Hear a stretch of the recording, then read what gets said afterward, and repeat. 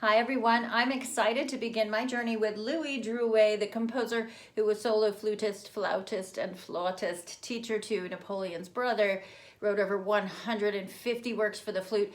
As I begin studying these 24 famous etudes with the great summing up exercise at the end, I wanted to let you know that I'm playing from the Marie Fleury edition.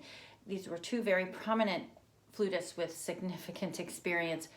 These are melodious etudes with emphasis on the study of legato technique. Don't forget that Fleury was the flutist for whom Claude Debussy wrote Syrinx in 1913, and Fleury also premiered the work. So here it is. I inherited it from the John Wetmore Library. In this edition, published in 1926, the year Fleury died, there is a preface. So if you will kindly indulge me, I would like to read the preface for those of you who skipped the reading. The number of studies for the flute is considerable. For few instruments does there exist such a choice of technical exercises, methods, collection of scales, sets of studies, etc., etc. The reason for this is to be found in the fact that for a whole century, in particular the 19th century, every outstanding player and considered himself bound to give the public the benefit of his experience as regards teaching. Nevertheless, this store is far richer in studies of great difficulty than in exercises destined to players of average ability.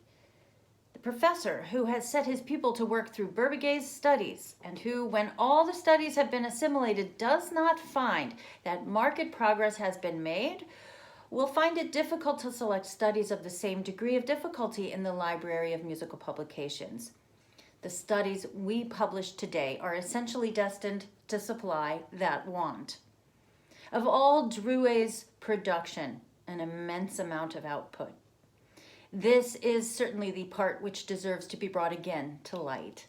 This famous virtuoso, who spent his long and laborious life in traveling through Europe, and who in the meanwhile had numerous pupils, wrote a mass of varied airs, potpourris, and other pieces which have long been forgotten, and justly so. But his studies are excellent. More varied than those of Berbiget, they bring out all the difficulties to be currently met with and which can be mastered by pupils and amateurs of average ability. The text has been reproduced from the original edition, which contained less mistakes than the later editions, although even in that one, there were quite an appreciable number. At the beginning of each study will be found a short notice, the purpose of which is to direct the pupil's attention to the main difficulties to be encountered. Finally, the study comprising a summing up of all these difficulties, the crowning part of the method, the last part of which was made up of these studies, has been reproduced. Not only is this a skillful summing up of all the difficulties previously met with, but it is also an excellent study in endurance. The general tone of these studies, which are not without a certain pleasant melodiousness, are also somewhat grandiloquent.